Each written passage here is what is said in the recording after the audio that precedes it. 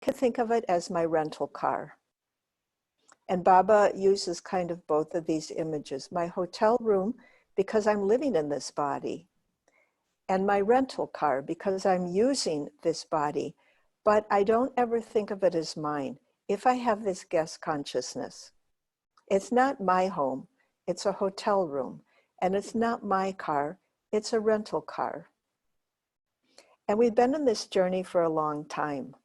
And it's been such a long journey that we constantly get new hotel rooms and we constantly get new rental cars. And when we started out this journey, it was just a lot of fun. And we had the most fabulous hotel rooms and rental cars. And in this place that we were journeying to, we had the most fabulous scenery and we had the most fabulous companions on this journey. 900,000 souls who all came to this big party together. And Earth was beautiful and everyone was beautiful and everyone was full of divine virtues and the birds were singing and the flowers were in bloom. And it was the most amazing time in history. However, no one ever became attached. No one ever thought, this is my body, this is my husband, this is my house, this is my garden, these are my flowers, you can't pick them.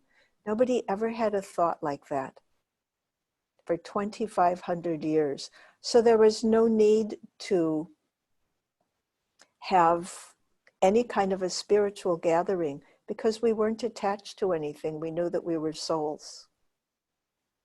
But then, halfway through the cycle, we lost our the sharpness of our intellect, and we lost the acuity of our third eye. And so, you know how some animals, when they don't see well, they smell well. And that's how they kind of find their way around, is by their sense of smell. And so we kind of became like that. We couldn't see so well anymore.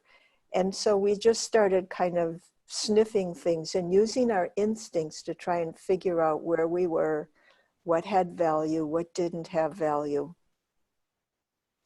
And we ended up getting kind of inferior rental cars and inferior hotel rooms. They weren't that, there wasn't anything wrong with them at first, but they weren't classy like the ones that we had in the Golden Age and the Silver Age.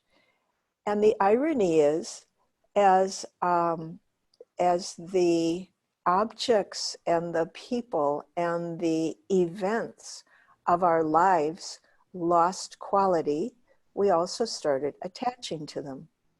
Very strange. We never attached to life at the best, but when it started getting degraded, we started attaching, and this is when Baba said, consider yourself to be a guest.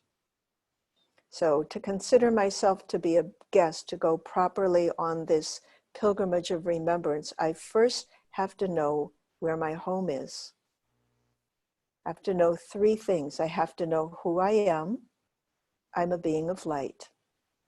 I have to know where I came from, where my home is, and I came from a home of light. And I have to know who I belong to, and I belong to the Supreme Light. And so if I can practice these, which I've been doing a lot, then I can look at everything here.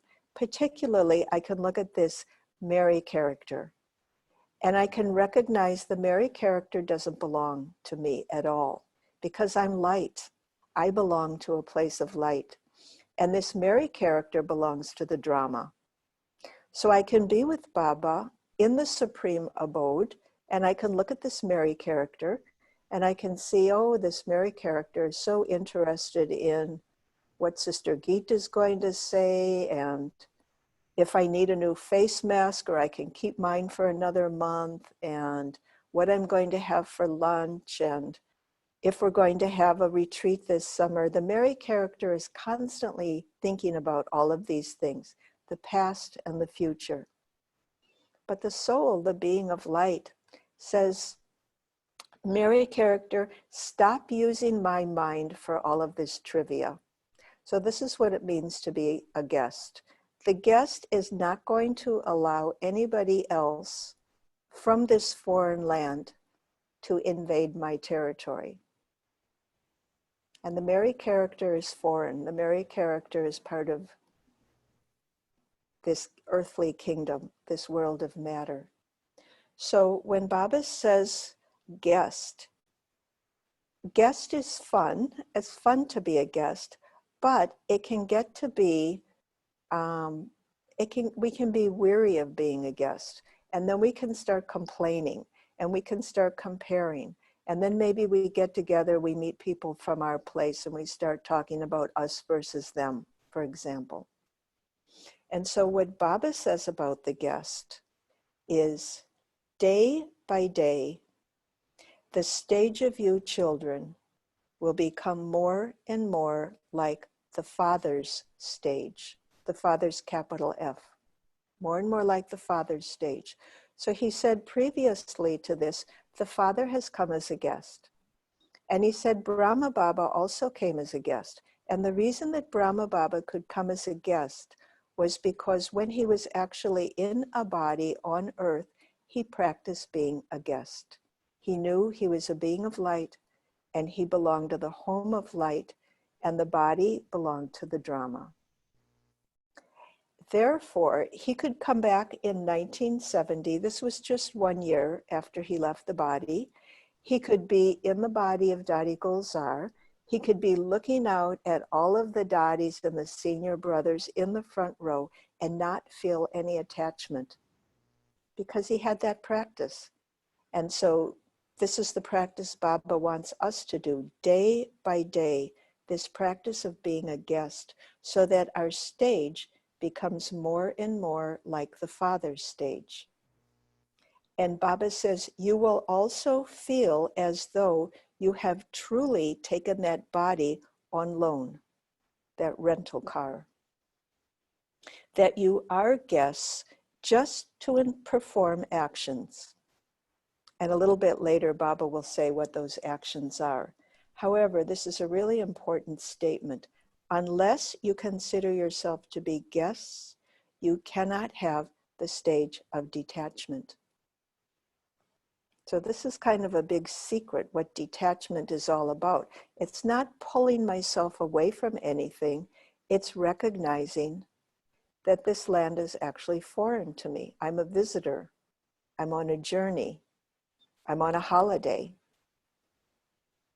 And then I can naturally be detached, just like if we were all to get in a plane and fly to Paris. We'd enjoy Paris, but it's not home. We know that we're just passing through. And this is the consciousness that we had when we were in the golden and silver ages, but then we lost. So Baba says, in order to properly go under the pilgrimage of remembrance, we have to remember the journey so far, and we have to remember who we are. And then, and only then, can we have this stage of detachment. So the way I've been practicing this, as I said, is when I take traffic control, just 3 statements I make to myself. I am light. My home is light. My Father is light. And then I look down at everything, including the Mary character, and it's like, it's just part of the stage and the setting, the puppet that's called Mary. It belongs to the drama, and the costume belongs to the costume department. And I'm the actor who has been given this part of playing this Mary character. And so it doesn't really matter if I'm playing a good character or a bad character, because a good actor plays both. And a good actor can take a very ordinary character and bring out the greatness in that character, bring out the hero within, because there is a hero within each one of us. And so with this guest consciousness, this is all we have to do. Be in the costume, be on the journey, and behave like a being of light. And then the detachment part is the pilgrimage of remembrance. The pilgrimage of remembrance means, as interesting as this life is, we love the home. And we think about the home. And we think about our Father. And we think about, you know, when you go off, if you've gone off to college, you think about, you appreciate your parents, first of all, for having paid for your education. And then you also, when you're on your own, you start appreciating all of the things that your father taught you that maybe you didn't pay attention to when you were younger. But when you're on your own, they have a lot of significance and you appreciate your parents more. So part of this guest consciousness, loving my home, loving my father, appreciating this advice, and even our parents don't ignore us once we leave home. They continue to still give us advice and we still ask them. As long as my parents were alive, I always asked their advice about lokic things. Because the parent has a lot of love and a lot of wisdom, and the parents know us better than anyone else. So this pilgrimage of remembrance, now that we know that we're guests, we know where we came from, this pilgrimage of remembrance is simply appreciating the eternal reality that we're souls and we have this home of light. And then detachment is not an effort. It's a natural state of being. And really, I think there's two words in Buddhism. One is detachment and the other is non-attachment. And detachment is this process of removing myself from identifying from some false identity. But non-attachment means going through life but not attaching to anything. And so we reach this state of non-attachment. And Baba describes this state of non-attachment in this Murli. He says, while in a body, you have to reach the stage of being beyond. While in the body, we have to reach the stage of being beyond. I'm attached to my home. I'm attached to my Baba. I'm going through the drama. I'm performing actions. But I'm not attached to anything. And then the next statement that really kind of hit me a lot. No, I think I'll just go one step further. So Baba said, then this is what it means to be karmatit. I'm an actor, but karmatit, Baba says, means I'm an actor, but I'm not attaching to any action that I'm performing. I understand it's the Mary character who's performing the action. I'm the actor. The action is in the script. I'm providing the spiritual energy. The action belongs to the drama. Doesn't even belong to me, so why would I attach to it? So that's how Baba described the karmatit stage. And then Baba said, he was talking about this karmatit stage. He said, everyone has to reach this stage. Before arriving in the incorporeal world, you first have to go to the subtle region. Everyone has to meet there. Then you will go to your home, and then to your own kingdom. And then Baba said that gathering of angels is very close. So back then, there was a little bit of time lapse. But I feel that this is the stage that we're in right now.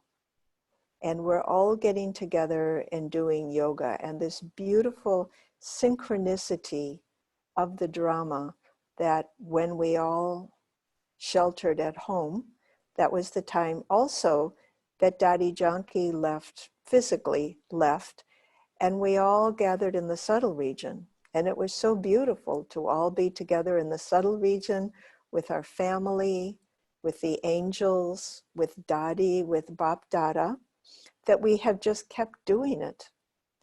And I'm not sure what kind of a program there is on the West Coast. I'm sure there's an ongoing program, But the program on the East Coast was, we have gathered together each evening for a couple of hours with certain themes.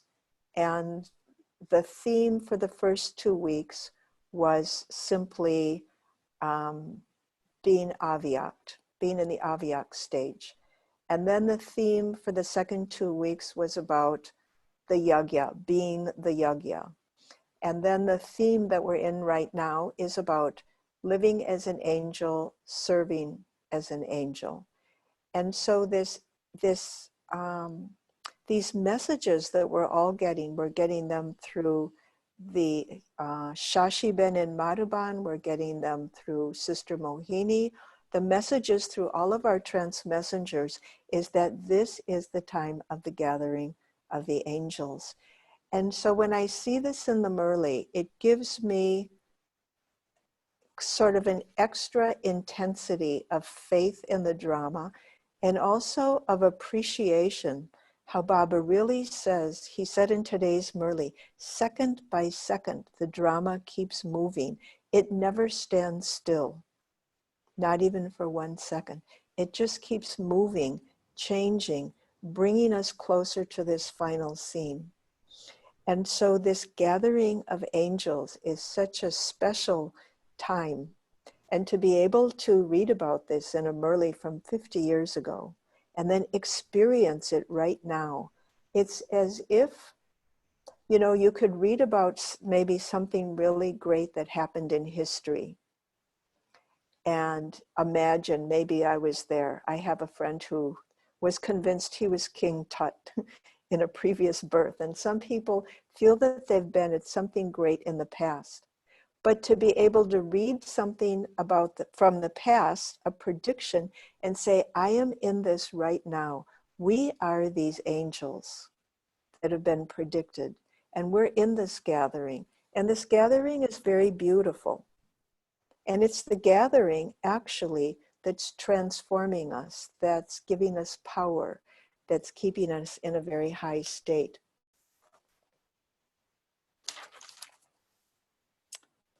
So that was another point in this Murli that I felt was important. It was significant. I should say it's a point that was significant because it's actually describing what we're experiencing right now.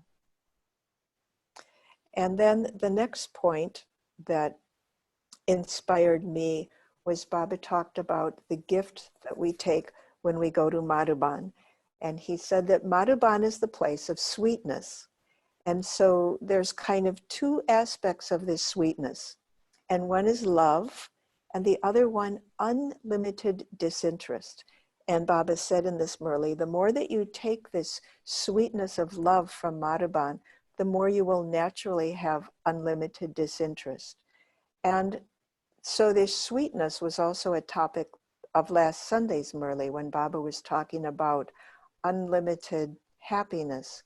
I wanted to move out of this stage of simply practicing being bodiless and move into the stage of having unlimited happiness. So I changed my statements a little bit. Instead of saying, I am light, my home is light, my Father is light, I said to myself every hour at traffic control, I, the soul, am sweet, my home is sweet, and my Father is sweet. And with this experience of this spiritual sweetness, Baba talked about spiritual happiness on Sunday, or spiritual sweetness, there is unlimited happiness. And it's this happiness if I'm sweet, my home is sweet, my Father is sweet, what more could I want? How could I possibly be attracted to anything limited? Because it's so inconsequential. And so this unlimited disinterest, again, it's not that we have to renounce, really. We have had to practice renouncing in the past. But the unlimited disinterest comes when we recognize that what we have is so wonderful and that there's nothing in this world that could possibly tempt us because what we have is so great.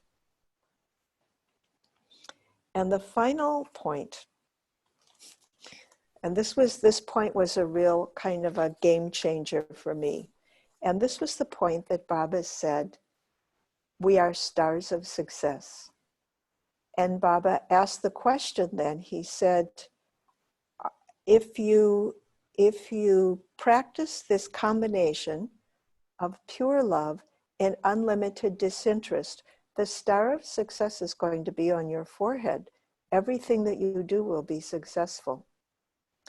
And Baba then asked the question, are you a star of success or are you a star of effort?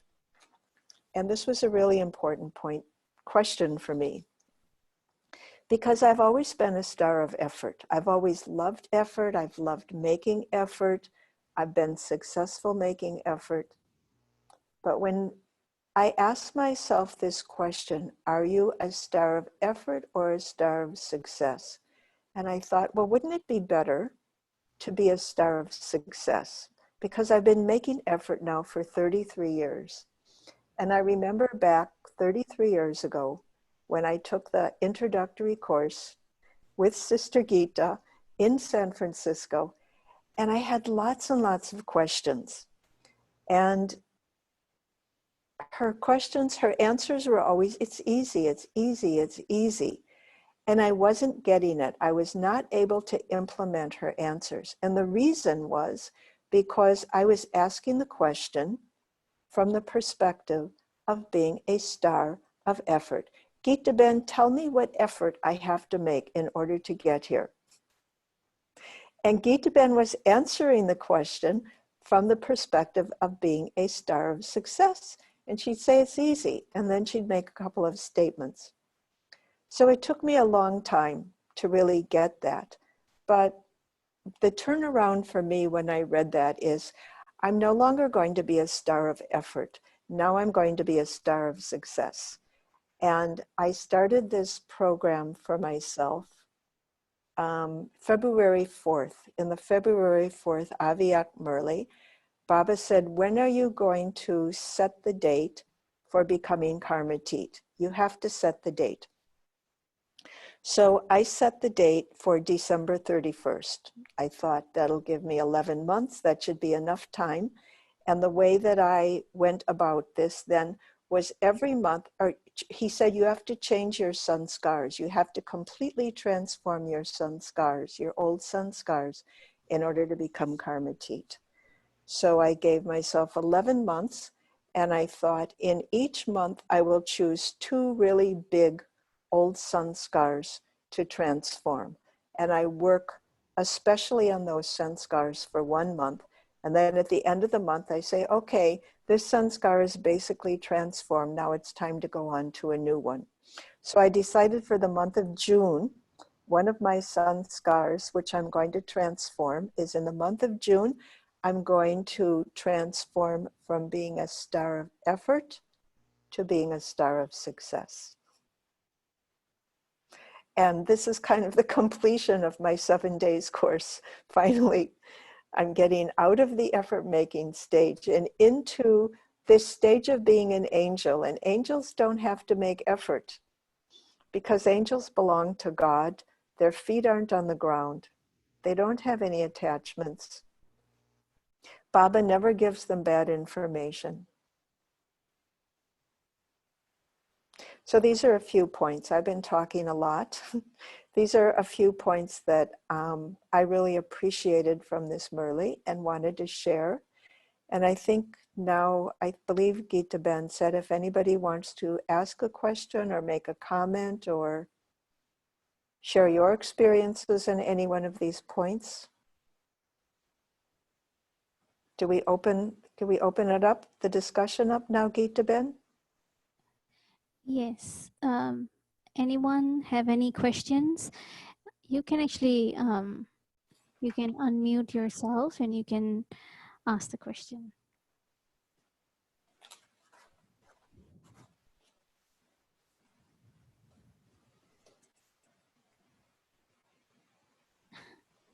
Or No one. So sorry, I think Mary Ben, would you? I think somebody just texted me. Would you? Can you share how you worked on transforming that sanskara, like a step-by-step process? How did you do that? The being an effort maker to being a star of effort to a star of success. That one? Is that the one you're talking No, about? like you Which said, like sanskar? you would take two Oh, sanskaras right, and right. work. Yeah. So So it's so the process was first, the first process was most of the work is done in Amrit Vela. So sitting in Amrit Vela, I would contemplate what is a really big, big sanskar that is holding me back. And I would kind of do one that's holding me back plus one that will move me forward. So for example, my two sanskars for May, the one that's holding me back, is I looked at my ego, I looked at the ego as a tenant in my house who's been living here for a really long time, and I don't want this tenant here anymore. So I gave the tenant the 30-day notice. And I said to the ego, in 30 days, you're out on the street, all of your belongings, which means all of your complaints, all of your opinions, all of your criticisms, all of your preferences, all of your belongings are going to be out on the street. I got kind of tough. And so then, whenever I would notice any thoughts coming from, you could say body consciousness, you could say ego, you could say the Mary character, any of these kind of limited, trivial things, I would say, I threw you out. Get out. You're not here anymore. And sometimes the thoughts would be very entertaining. Sometimes the ego would entertain me. And I'd say, you know what? I don't want your cheap entertainment anymore. I've got God. And I would go to Baba and throw the ego out. So that was one. It starts in Amrit Vela, but it's some kind of a metaphor or an image that allows me to constantly pay attention to my thoughts. And the second one was, my second point for May is to fall in love with Baba all over again. So I'm seeing Baba as my beloved. And sometimes I just look at Baba and say, Baba, you're so wonderful. I don't know how I could have escaped before this one quality of yours. You're so sweet. You're so kind. You're so attentive to detail. You have such a good way of saying things. And what I've been noticing, practicing this over, 19 days now, is that the thing that I really appreciate about Baba's love is that it's not just for me, but it's for everyone and everything that is. Baba loves all that is. And so as I start appreciating that, it's bringing me into this unlimited as well. And so May for me has really been being unlimited in my love, to be unconditional. And I realize that in order for me to have unconditional love for anyone, I have to have unconditional love for everyone. That if there's any one human being that I'm not loving fully, I can't love anybody else fully either. So this has been my practice, kind of a combination of um, connecting with this practice in Amrit Vela and then giving myself little assignments during the day. And then the third part is just accepting that Baba said to do this and I'm doing it. So I'm not going to evaluate too much and say, well, I haven't done this yet. One was, I think my first one in February was to go beyond criticism and judgment. And, I'm not 100% beyond, but I've gone, I've burned the seed. I haven't burned the seed completely, but I don't really get into judging and being an expert and comparing. And I don't get into that as much as I used to. So I feel if we simply do what Baba says, do what Baba tells us to do, somehow we will succeed. If we make 100% effort, Baba will provide whatever is missing. And so my one for June, for example, June hasn't started yet, but just by reading a line of the Murli, I realize You know, a star of effort, that's like being a donkey. That's like being the world's greatest donkey. And Brahma Baba said, I'm not going to be a donkey anymore. He gave all of that up. He set up a trust. And so sometimes a practice, I would say maybe always a practice has to begin with a realization of deeply understanding something that Baba has said, understanding it as a new level, and then easily being able to let go of all the old baggage that's around that. So there's one question. Um, if you could go over the last paragraph of the second page. Okay, last paragraph. So that you have received many treasures for churning, that one. About time will move ahead and the effort makers will be left behind. Let's see. Could you repeat that line, please? It's the third line there. Time will move ahead and Oh, the right, effort right. makers. Time will move ahead and the effort maker will be left behind.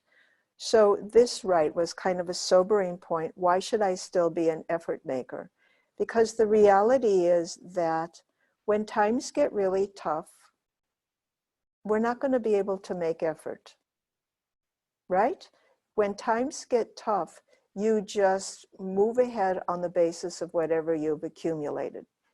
So for example, a lot of businesses have closed now because they've been closed for 2 months. A lot of people have gone out of business. I see the for rent signs in the shops. And it's because some businesses, and it's not necessarily a question of fault, but some businesses have not been able to accumulate a lot of savings. And so when this unexpected loss of revenue came, they couldn't survive it.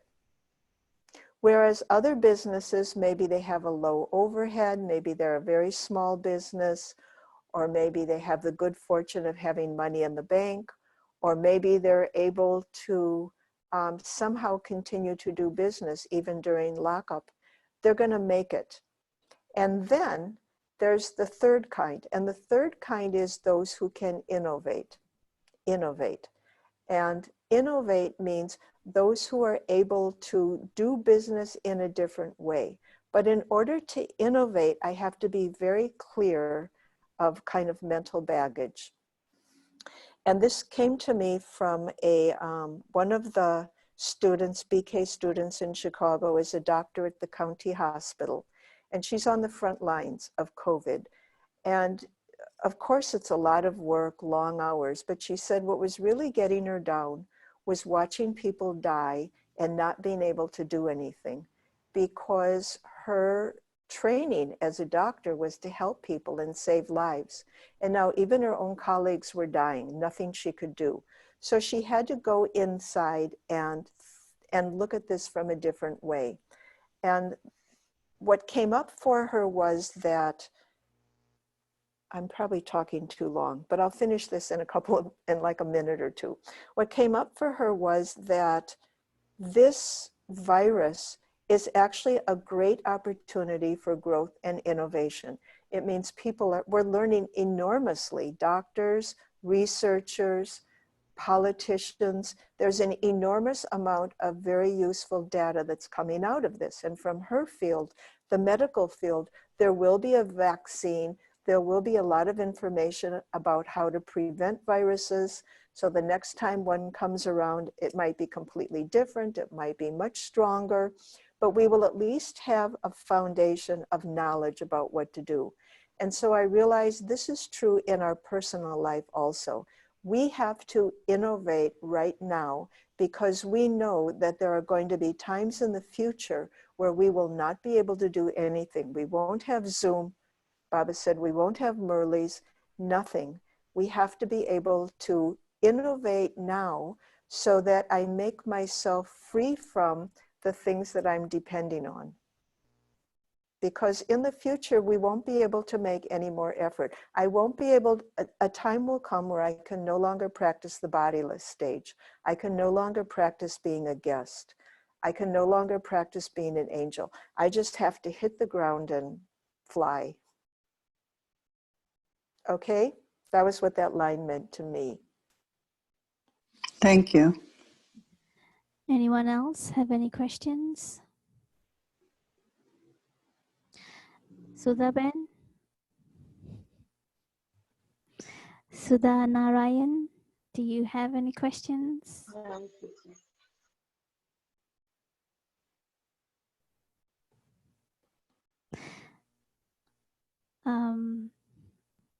Sister Divya, Sister Devi, Neelam Ben, anyone have any questions? Or everyone are very clear? I do have a question actually. Sister Mary, um, this is on the second page. It's not the last paragraph. Before that, in a paragraph, Baba says that create such a stage that you're not defeated by Maya, even in thoughts. If you can elaborate on that, please. I'm going to say something that Dadi Gulzar said a long time ago. We asked Dadi Gulzar, the double foreigners, you know, she's so sweet. And we went to her once and we said, Dadi, do you ever get angry? And Dadi said, negative old sanskars will always get triggered inside of us. And that negativity will always come to us. And she said, the difference over time is that the amount of time that it takes us to deal with it gets shorter and shorter and shorter until we reach the point where we see the negativity coming and we stop it before it even comes. So for example, there's something that annoys me. Maybe whenever I'm giving class and a fire truck goes by and makes a loud noise, I get annoyed. And so, and then maybe at one point in time, I was annoyed for a long time and I completely lost my thoughts, my train of thinking. But then the amount of time it takes me to get over it shortens so that the moment that I hear this siren, I say, I'm not going to get annoyed. To me, that's what that means, is that we see it coming and we stop it before it even comes. There's another question. Being detached also means being seated on lotus seat. Can you please explain on this and what are the practical methods that we can use? Well, being detached, you could say the lotus seat or you could say Baba's heart throne, but sort of the foundation of detachment is this recognition that I'm not part of this physical world at all. This body is not mine. It's a loner. This body is a loner. And so then that makes me completely free to be wherever I want to be and whatever I want to be. If I want to be on a lotus seat, I, the soul, can create that lotus seat and I can sit on it. If I want to be on Baba's heart throne, I, the soul, can fly to Baba and be on his heart throne. If I want to be an angel, I, the soul, can fly to the subtle region and be an angel. I can create whatever stage I want. That's the power that comes from, I would say, not detachment, but non-attachment. The power that comes from not attaching to the body, the role, my biographical data, all of this stuff, is that I can create whatever stage I want. Sister Mary, can I add to that? That's very beautiful. And also the lotus, is growing in the dirty water. So we can also create a thought that I can live with these biological environment, which is not so pure around me, and then, still be beautiful and pure and, Yeah. like a attractive flower.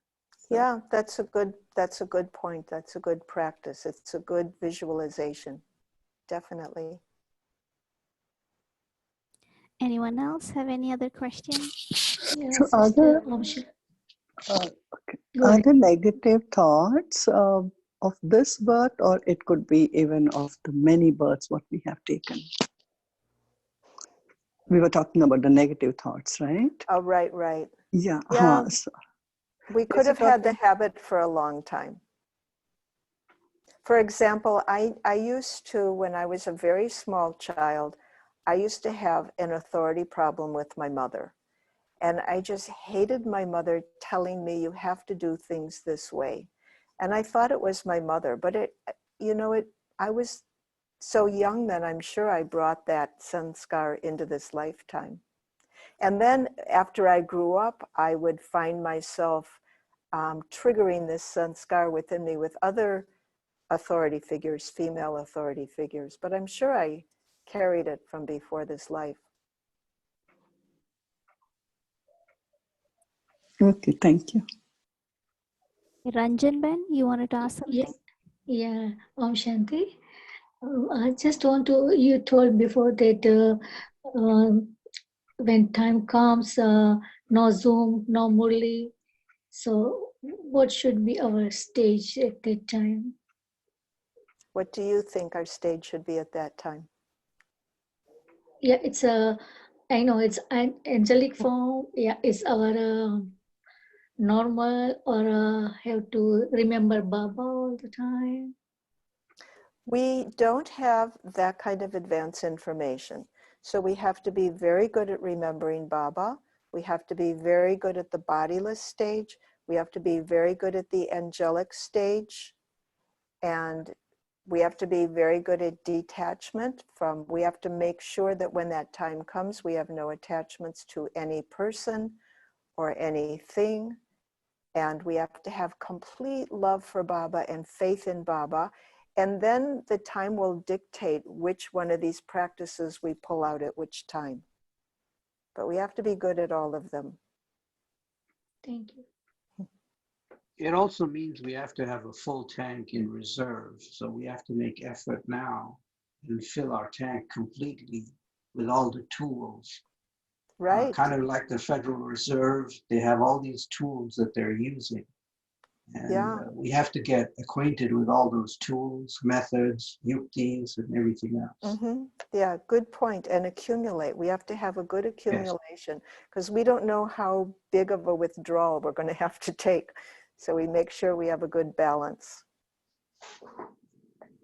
Thank you. Anyone else have any Okay. questions?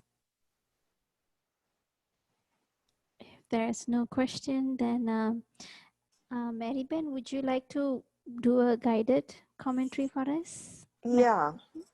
So I had the thought, one practice that I've been doing a lot of variations on the 5 forms drill because we got this drill this year. And so my most recent variation on the 5 forms drill is I experienced the sweetness of each one of these forms. So we'll practice the 5 forms drill this way.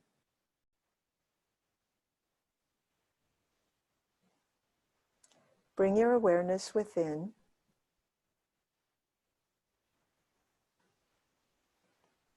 To the inner place of light.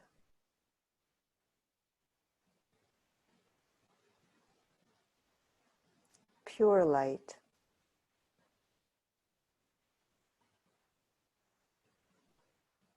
And that deep place of pure goodness.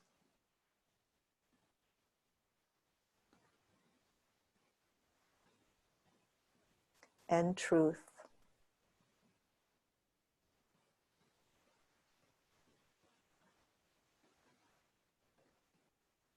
The place where I meet Baba.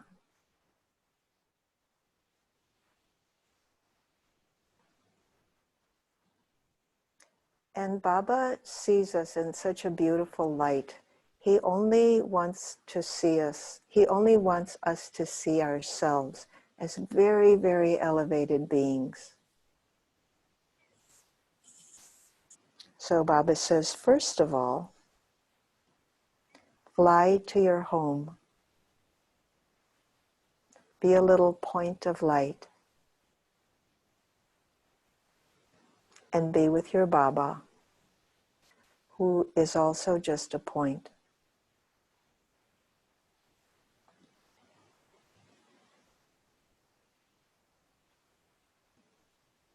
And now I find myself in a place of sweet silence, the sweet silence home.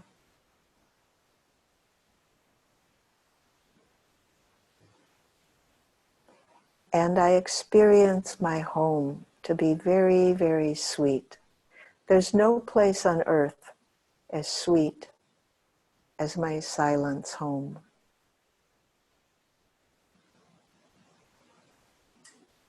In this home, I'm just a point,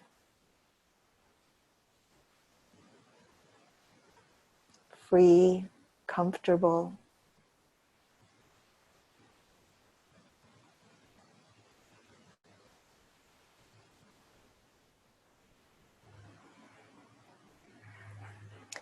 and then from this home, I fly to the golden age, and I see myself in my very first birth.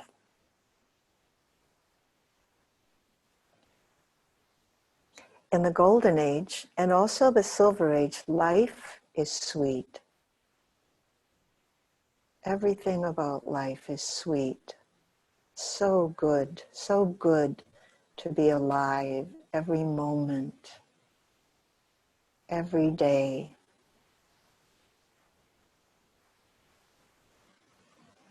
I see myself going through one body and then the next and then the next. And life is continuously sweet. Relationships are sweet. The world is sweet. Our activities are sweet.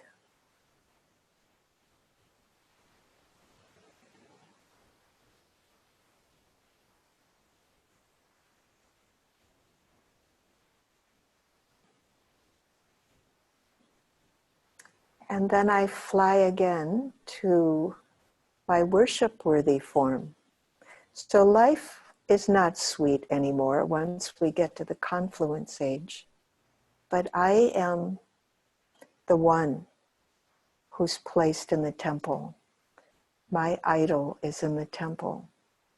And during this time where life is no longer sweet, purity is sweet.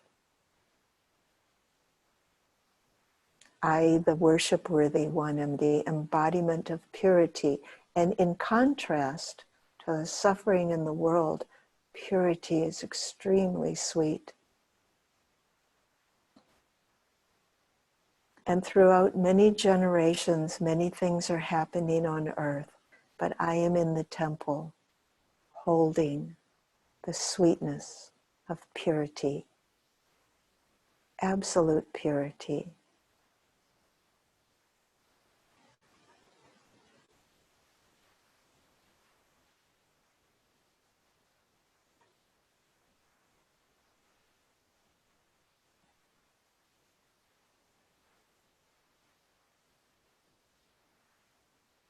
And then I fly to the confluence age. And in the confluence age, Baba is sweet.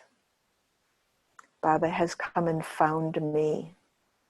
He wakes me up at Amrit Vela. He offers bhog to me. He puts me to sleep very sweetly at night. I live my life with Baba. And Baba is sweet. Baba is my sweetness.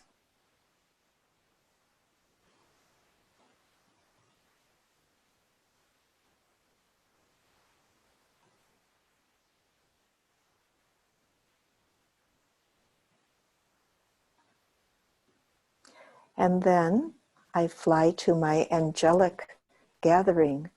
And in this gathering, service is sweet because we're all together, beings of light, connected with Bap Dada. all sending waves of peace and love to the world. There's no effort, there's no hardship. Very, very sweet. The sweetest thing is service.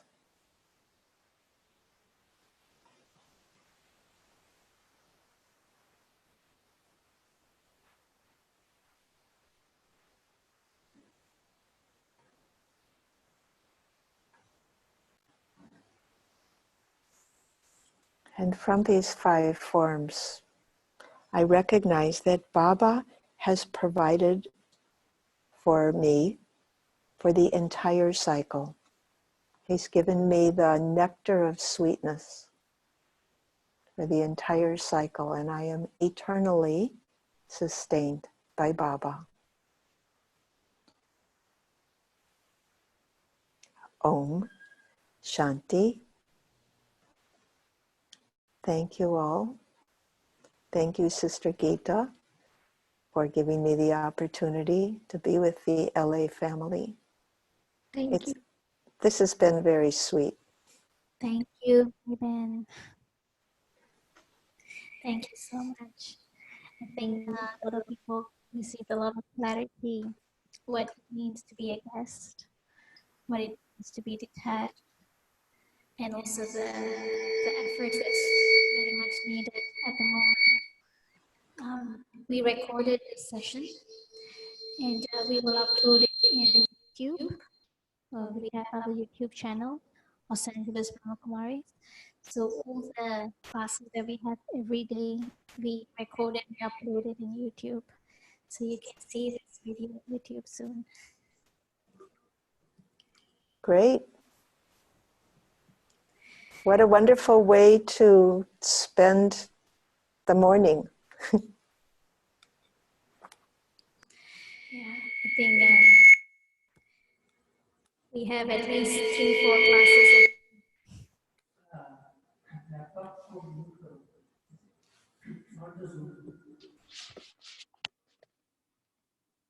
Sorry. I say we have 3-4 classes a day, every day, and everything gets recorded. We have English Murli, Hindi Murli, and then Tuesdays and Thursdays we have Murli revision, and then evening we have meditations and then bhattis. So everything we record and we put it in YouTube, and then some of the sessions we also do live in Facebook. So then all over the world people can watch also, because YouTube has very limited capacity. So this is what we've started doing. Thank you. I think this is such an interesting part of this phase that we're in now, is that people all over the world are getting together and meditating. And I feel just this is raising the vibration of the earth, preparing for the final dramatic scenes of the drama. As you said, gathering of angels. So in Los Angeles City, we've all gathered also.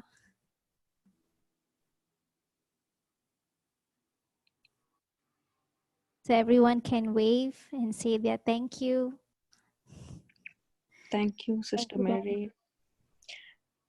Sister Mary, Thank you. Vidula has said Om Shanti to you. She couldn't join the session because she's working. So saying Om Shanti to you on her. Oh, okay. Great. Om Tell her I say Om Shanti. Shanti back. Thank you, Nice to know that. I'm sure she'll get the recording. Yes. And also to Prerit, Vidula, and also Prerit, Om Shanti. Sure. Thank you. Om I knew him Shanti. when he was a little baby. Yeah. He's 10 years old now. Okay. Thank you. Thank you, Om Shanti. Thank you. Om Shanti.